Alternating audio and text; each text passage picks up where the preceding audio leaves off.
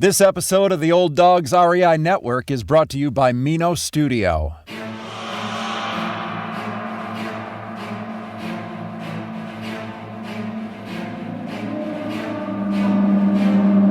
In a world where jobs are how most people make money, one man, one desire, one challenge dares to break the mold. Welcome to the Old Dogs REI Network, where we don't work for money. Money works for us. Coming soon. Viewer discretion advised.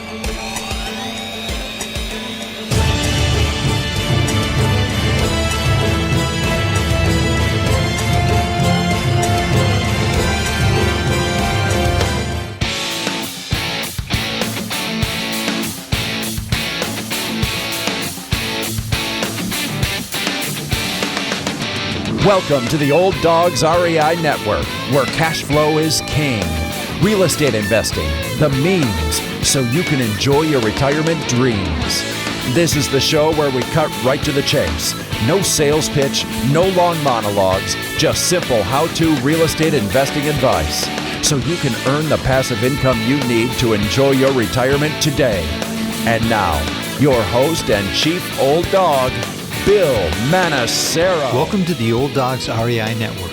I'm your host, Bill Manacero, and this is the show where 50-plussers and anyone else who wants to join us gets solid, no sales pitch real estate investing advice to help generate real cash flow. This podcast airs twice weekly on Mondays and Fridays, and if you aren't already a subscriber, go to iTunes or Apple Podcast, type in Old Dogs, spelled D-A-W-G-S, find our podcast, and subscribe.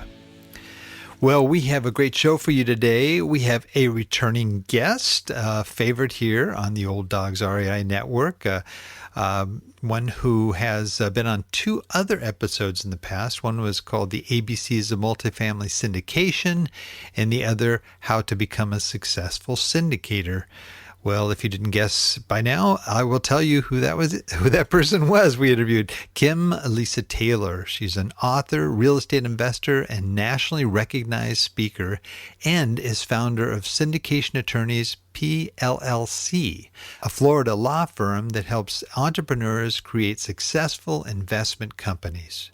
She and the other members of the Syndication Attorneys team focus on helping small businesses. She and other members of the Syndication Attorneys team focus on helping small business owners, developers structure and convey their investment opportunities in a way that will attract private investors, both domestic and foreign. They teach their clients how to use securities laws effectively and provide them the tools and resources they need to achieve their business goals legally.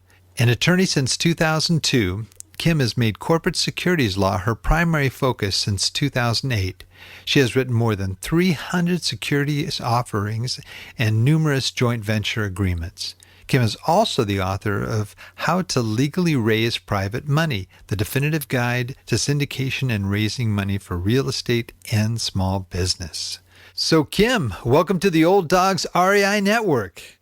Hey, thanks for having me. I'm so happy to be back. Well, it's great having you back all the time. Every time you've been has just been an absolute plethora of information. And I'm really looking forward to today. But since it's been a while since we talked, maybe you could just kind of give us an idea of sort of what you've been up to and any new things that you should share with our audience here. So for right now, we've still been running the firm. We've survived COVID and actually done quite well. We're seeing a lot of momentum right now in 2021 with new deals coming across our table and new clients coming to us, a lot of returning clients. We've also started an investor marketing materials platform called investormarketingmaterials.com. where we employ professional editors and graphic designers that can help you create professionally designed marketing materials that you can use to impress your investors and keep them coming back. That sounds nice. Yeah, well, is there a link to that, or is that something that mainly happens with your clients? No, they can get to it from syndicationattorneys.com. There's an investor materials tab, or they can go directly to investormarketingmaterials.com, and they can actually see the products and the pricing right there on the website. Ah, fantastic. Well, you and I were talking offline before we started, and one of the challenges I know a lot of folks have is they're growing their portfolio, and they're buying property after property after property, and comes that point where all of a sudden your funds are limited or tied up, or maybe they're all in your properties, but you want to go forward and you still want to expand that portfolio before you have to wait around for some equity play, as you could do later down the road. And one of the things that folks do when they really reach that point is to go into partnerships. And today, this is going to be the topic of our discussion here. And I thought maybe you might want to just give us a little idea of what that looks like. So somebody comes to you, they say, "Look, I've got this great deal, but for some reason or other, maybe they don't want to do a syndication, but they have some potential partners out there that they could come along with. What does that look like? And maybe you could give some tips here as to how people should know when it's that time to go into partnerships." Well, so usually it happens because somebody finds something, they get it under contract. Typically, it's going to be a smaller deal, where maybe they only need to raise $200,000 or $300,000, maybe even less, and they want to bring in some people who will be actively involved with them, and so there becomes a point at which syndication makes sense, but then there's a point below which it doesn't make sense. So, for instance, in a syndication, if you have bringing in a large group of investors, you don't want them all actively involved in telling you what to do. And so when you have passive investors, that's when you fall into the securities world and you have to start complying with securities laws. But if you want to have a very small group of investors where everyone is going to stay actively involved in generating their own profits, then you can do a joint venture. Typically, that's going to be structured as a member-managed LLC, where all of the members are considered to be managing members. And they all have, rights and duties to contract and bind their company, to open and close bank accounts, and to make active decisions about what's happening with their money. Got it. And do they all have equal ownership, or is it just depends on the deal structure? Well, it could be based on how much, percentage interest can be allocated based on how much somebody invests. It's possible to even carve out a piece of or percentage ownership for people who are contributing not capital, but sweat equity.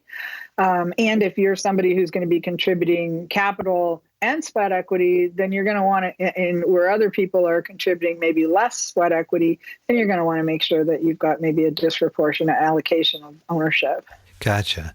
Well, let's zero in on that sweat equity person, for example.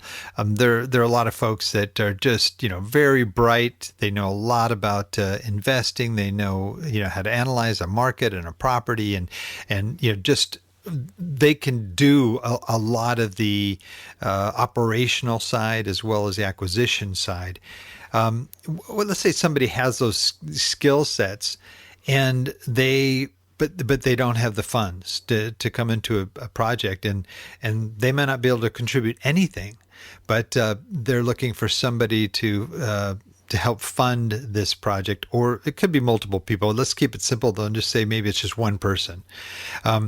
What would that look like, and how would you structure a deal like that? Well, so that's pretty typical, but you have to be super careful here, because you're walking a fine line between when do you cross over into the world of securities, and now you have to set up a syndicate and start complying with securities laws. And that fine line is making sure that even though you might be doing the bulk of the sweat equity and the grunt work, you're actually still involving all of those investors actively in making decisions more than just a voting right. It has to be more than just a voting right. So maybe you want to, allocate titles to people, and, maybe one person's in charge of accounting and somebody else is in charge of keeping track of property managers, and somebody else does the due diligence. So you really need to kind of allocate the tasks amongst yourselves so that you don't inadvertently call it a joint venture and then actually treat it like a security, because it's not what you call it, it's how you actually operate the company that's going to determine whether you actually sold a joint venture interest or a security. And where that's going to get you in trouble is if the deal goes bad and all of a sudden, the investors are losing money, or they're not getting what had been promised to them, and they start complaining maybe to attorneys or to regulators. And then those regulators start scrutinizing the deal and say, well, wait a minute, they called it a joint venture, but then this guy made all the decisions and he did all the work. So this was a passive investment. These guys were passive investors. He didn't follow securities laws. So, he's in trouble for that. It's not a joint venture. Right. Taking it to maybe that simple focus of just one investor, one other person that's involved who would also maybe share in this deal. Let's say he agrees to, look, I'll do all this, all the back end stuff. So this person just wants to put money in; they want to get a good return. So, yeah, in that situation, you really need to be setting it up like a securities offering, because it doesn't fall into then the definition of a joint venture where everyone is actively involved in generating their own profits. Okay, joint venture would only entail somebody that was actively participating in the process? That's correct. Oh, right. okay. As soon as they stop actively participating, if they're too busy or they're just not doing it, you're really not. It's not a joint venture anymore. Okay, so it goes into what, more like a hard money loan or something like that? Well, no, it's just, okay, so let's just kind of back up a minute and say, okay, well, what is a syndication? Well, first of all, what is a security? Okay, so when do you trigger securities laws? You trigger securities laws when you're selling securities. How do you know if you're selling securities? Well, the definition that applies to most real estate investors is an investment of money in a common enterprise with an expectation of profits based solely on the efforts of the promoter. Okay, so if you have an investment that meets that criteria, where you've got the investment of money in a common enterprise, an expectation of profits, then you've got this fourth element, this based solely on the efforts of the promoter, you've created something called an investment contract. Investment contracts are listed within the definition of securities. So if you're selling investment contracts, you're selling securities. So this is going to apply to any kind of limited partnership where you have a general partner who's doing all the work and limited partners who are contributing money. That, by definition, if the limited partners are contributing money, that's going to be those limited partnership interests are going to be considered securities in the form of investment contracts. Same thing with an LLC. When you're forming an LLC, there's two ways to form it.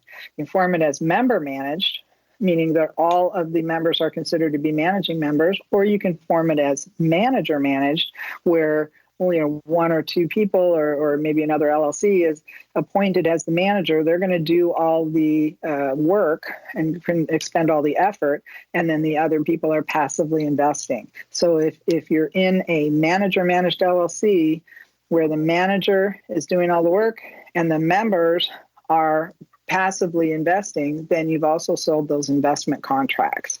So that's the key. And then the difference as far as the SEC is concerned is, their test is if everyone is actively involved in generating their own profits, we won't consider them to be passive investors. Therefore, you didn't meet that test that I gave, that's called the four-prong Howey test. So you'd have an investment of money in a common enterprise with an expectation of profits, but you don't have that fourth element. It's not based solely on the efforts of the promoter because it's based on everybody's efforts. So there is the distinction between a joint venture and a security. Gotcha.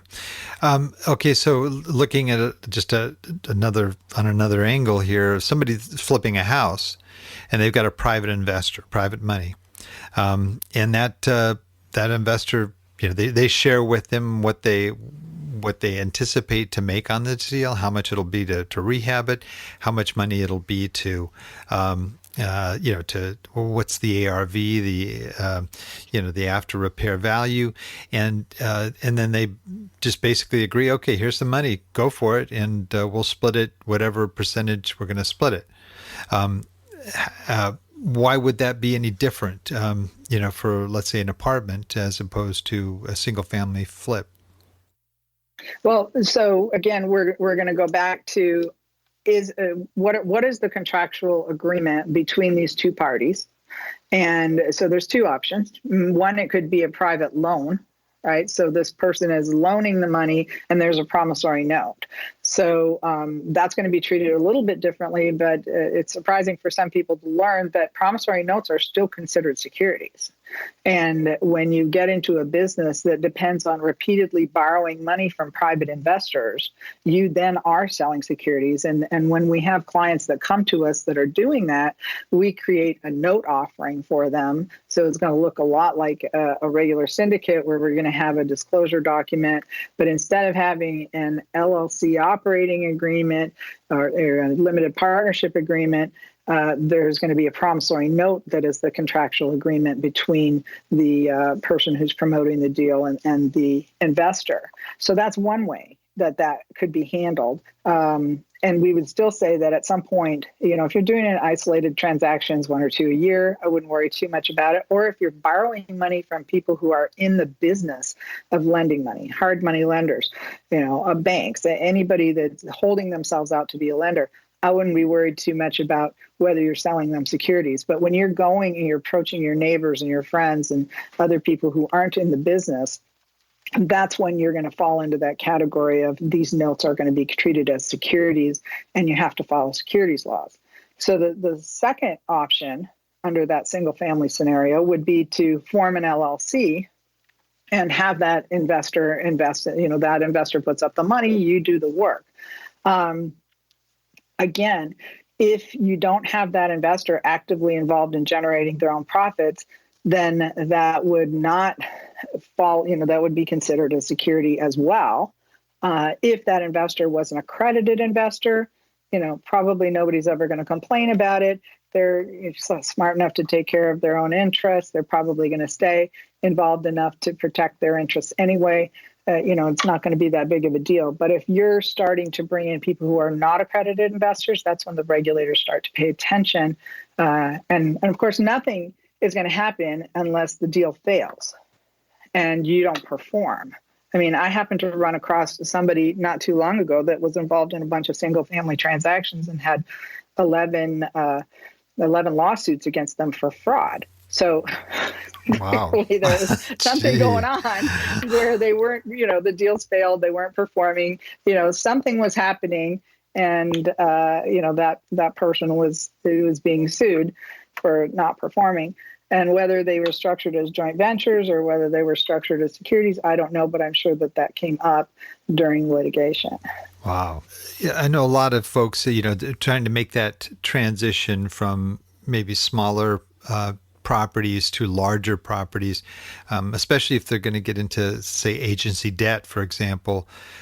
If they don't have the experience or the net worth, sometimes they don't have an option, of course, to partner or to do a syndication with people that do have that net worth to be able to cover that loan. Can they do that from a joint venture standpoint? Or how to, I don't know if you know how banks would look at that as opposed to a syndication. Do the banks feel more comfortable lending to syndication versus the JV? Well, they're going to want all the people. So if it's a member managed LLC that the bank is loaning the money to, then they're going to probably want to underwrite every single member. So every single member has to be capable of being underwritten. So if there's some reason that you can't be underwritten, that structure isn't necessarily going to work for you. The normal thing with a bank is that they want to know that the person that's guaranteeing the loan is ultimately responsible for the final decisions on that property if the deal starts to tank. So they're going to be looking to either have that person in a majority ownership position or in as the manager of a manager-managed LLC, so that they can know that person is the one who's making those final decisions if things go wrong. I see. Got it. What situations are sort of prime for JV versus syndication? So that's a really great question. We don't recommend that. I mean, so if you're raising less than $300,000, you probably want to try to structure it as a joint venture, or in a way that you're not really having to comply with securities laws, because the legal costs can be a little bit disproportionate to the raise. But if you're going to have more than 3 or 4 in other members who you know very, very well, you really don't want those people. You don't want 10 or 15 people all actively involved in telling you what to do and having to try to get unanimous decisions from all of those people, or even majority decisions from all of those people to make major decisions about the property could become cumbersome. So we just recommend, if you're going to have more than 3 or 4 investors, don't do a joint venture. To treat it as a syndicate. Understand that there's ways to comply with securities laws. You just have to learn how to do it, and once you understand how to do it, it's not that difficult. And there's ways that you can keep it less cost disproportionate. For instance, by only including accredited investors, so you don't have to have a private placement memorandum, and keeping your deals kind of smaller. But once you start having more than 3 or 4 investors, you're really going to want to create that, manager-managed LLC or a limited partnership, so that you're in control and you can make the decisions, and the investors are passively investing with you. Gotcha. And do you, with the on the joint venture side, you mentioned, just sort of a arbitrary number. I don't know if that's something that sort of a rule of thumb, but would you say that a deal size would have to be a certain amount to go into syndication versus a joint venture, or vice versa? Yeah, we have clients that do syndications for as little as $400,000 raise. But if it's less than that, then again, you may want to be looking at some other alternative. And maybe that is a place where you want to do a note offering instead of doing LLCs, or you could do a series of joint ventures and just keep your membership numbers small enough that it doesn't become problematic. Right. With a syndication, just looking from that standpoint, you mentioned, having too many decision makers. And maybe it's a rule of thumb, or maybe it's just some wisdom from your part, is what do you recommend for people that are syndicating, if they have 10 GPs or 20 GPs in there, doesn't that make it also difficult to manage and get everybody's approval? Yeah, I think that's problematic on a number of fronts. So we're back to the same thing. You shouldn't do a joint venture if there's more than 3 or 4 people. And so we frequently use a joint venture structure within the structure of a syndicate. So let me just explain that. When we're structuring a securities offering with a manager-managed LLC, then we will have the manager-managed LLC will be the investor-level entity. So that's the company that's probably going to take title to the property and then sell off a portion of its ownership interests to investors, and the management team will keep a portion of those ownership interests for itself. The manager of that manager-managed LLC is usually comprised of 2 to 4 people. And so we would also create an LLC for the manager. That LLC at the management level can either be a member-managed LLC, where everybody's actively involved, okay? Or it can be a manager-managed LLC.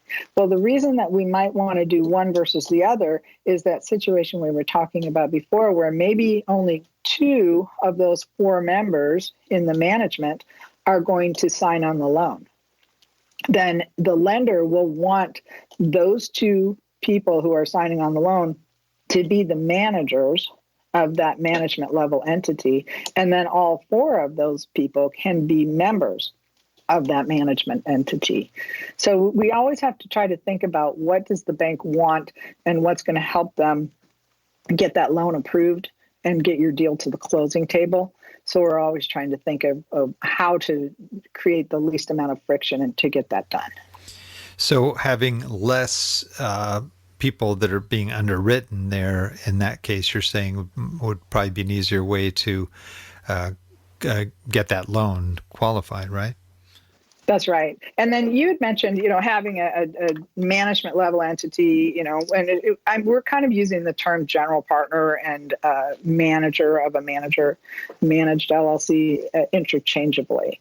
So, and they are really the same thing. So a general partner is the management entity of a limited partnership, and the manager is the management level of a manager managed LLC. And so we need to be just thinking about how within that management LLC, how many people can feasibly run that company. And, you mentioned a situation where you could have 16 or 20. And I would argue that any management LLC with 16 or 20 people in it is doomed to fail. In fact, my experience has been that more than 5 people in a management entity of a syndicate is very problematic. I've never yet seen one get to the closing table without some kind of dissension among the group and somebody dropping out. And in the worst case, I even saw a lawsuit happen immediately after closing on the property, because you have too many opinions and people who are trying to run the show. So you really need to keep the management of your syndicates manageable. to not use a pun. Gee whiz. Well, what do you actually put the property under when you've got that? You talked about that manager LLC, and then you've got the other LLC. Is it the manager LLC that is actually on the deed? No, it's the other one. It's the investment level LLC that's going to take title to the property and sell off the interest to the investors. That just happens to be a manager managed LLC, and the manager of it is going to be the the operational unit where all the managerial day-to-day decisions are being made.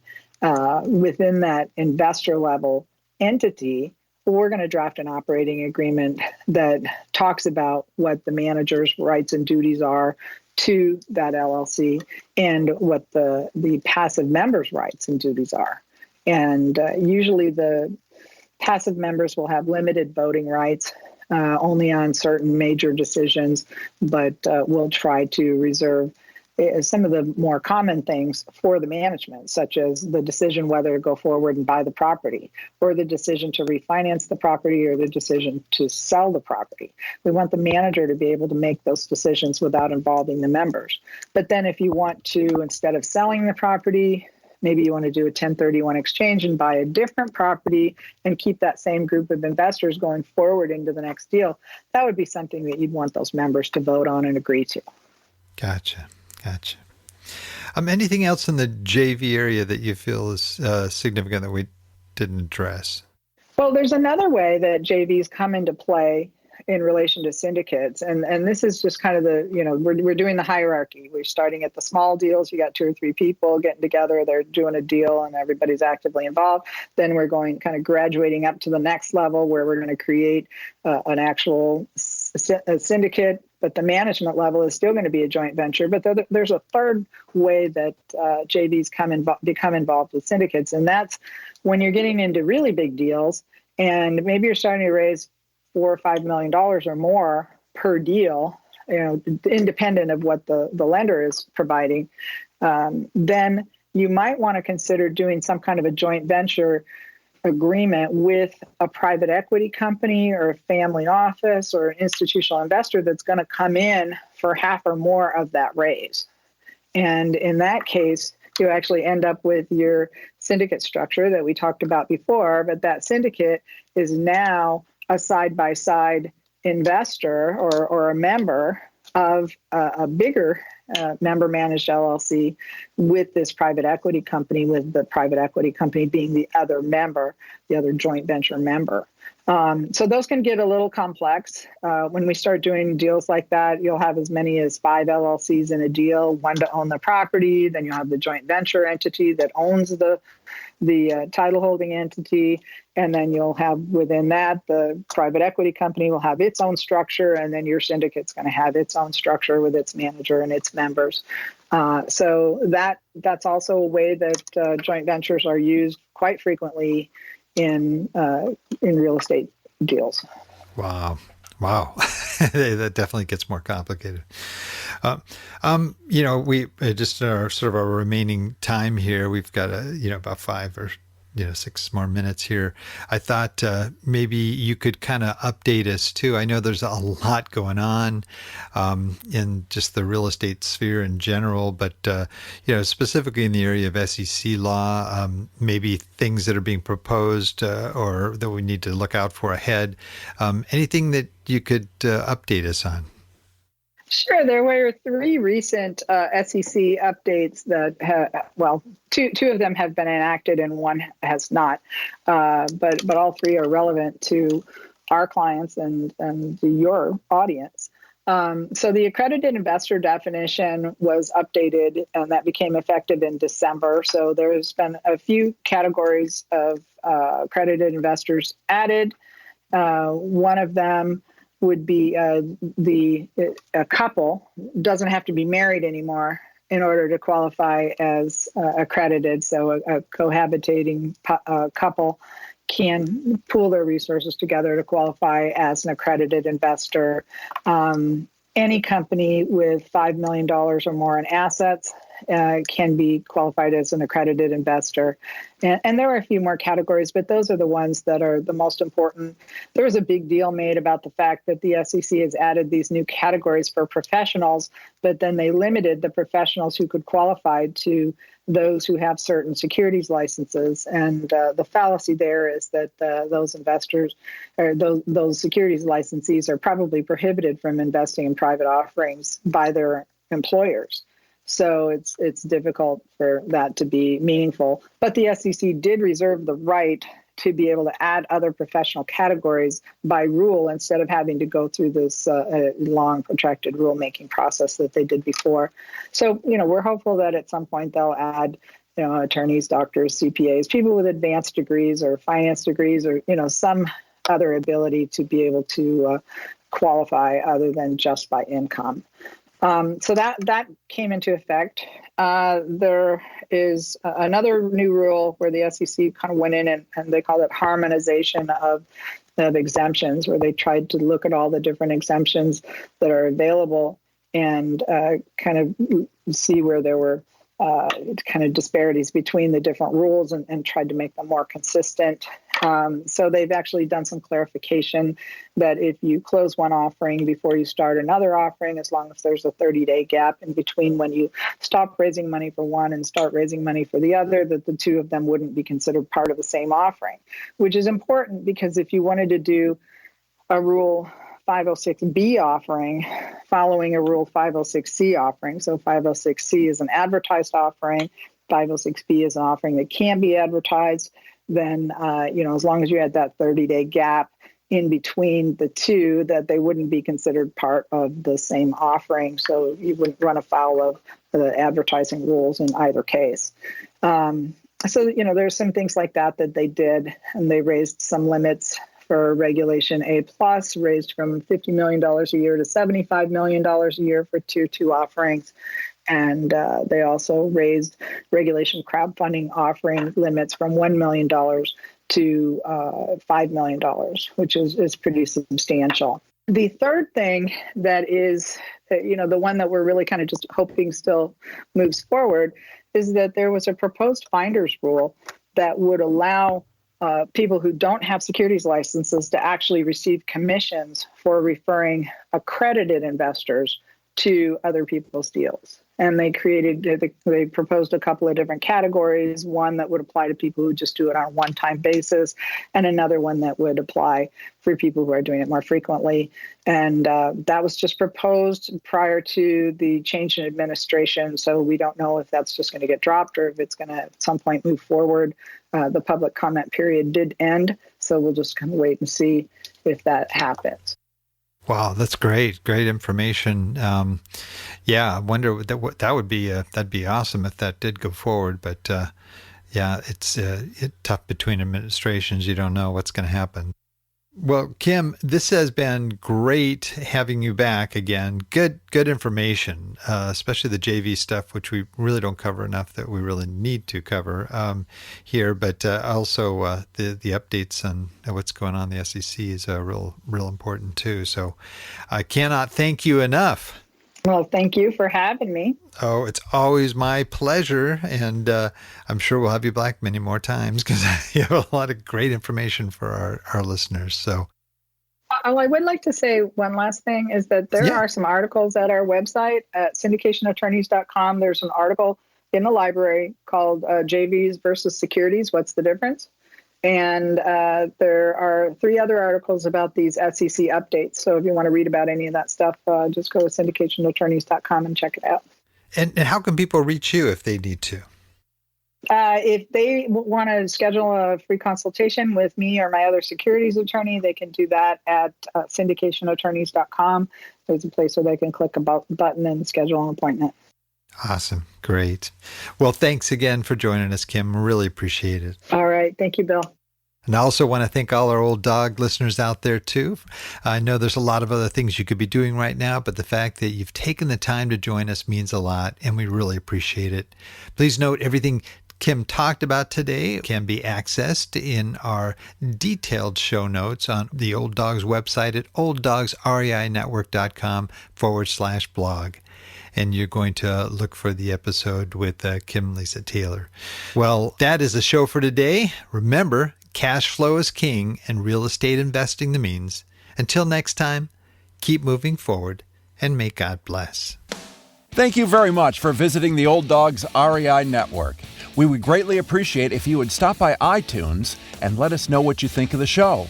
We would love if you could subscribe to the podcast, give us a 5-star rating, and write a review. The more ratings and reviews we receive, the more visible the podcast will be to others. Thank you.